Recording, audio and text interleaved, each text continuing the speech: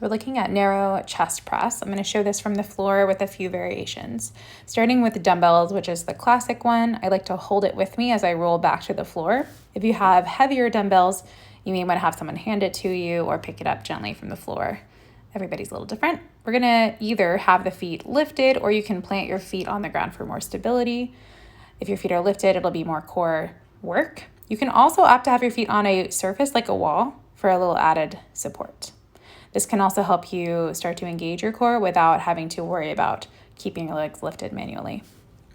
So we're going to have the elbows and wrists in line at all times. So as we're pushing the knuckles up towards the ceiling, try to not let the wrist fall back towards your shoulders and biceps. You're going to bring the elbows all the way back down to the ground. And as you can see here, as I've rotated, my hands are staying in line with my shoulders as opposed to coming really close together, which would be more like a chest fly. If you want to touch the dumbbells together, you can, but I prefer to keep them neutral here because it really helps you find some alignment with your shoulder, especially if you're not using a mirror. This helps you make sure that you're not going too far down or up. It'll be just right. And you can also do this with the knees and toes lifted, like I've shown here. You want to exhale as you push the knuckles up, keeping hips and pelvis rocked back towards your ribs or your face. And this is another variation. If you want a little extra challenge, try pressing your heels firmly up towards the ceiling. So you'll feel a hamstring stretch, but also a lot of engagement in your lower abs. And the last option I'm going to show here with the dumbbells is the glute bridge chest press, which it makes you engage your posterior chain a little bit more, and it provides just an extra challenge, a little extra stimulus for your brain.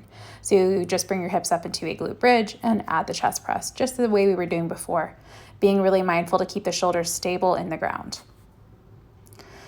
A couple more variants of this are the single dumbbell press. You just hold either side of the dumbbell. This is especially helpful if you have one heavier dumbbell that you want to work on.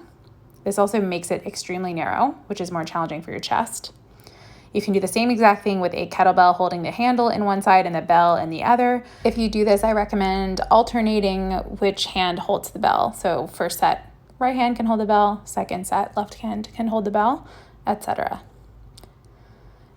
And then another option is to use a band, especially a lighter resistance band.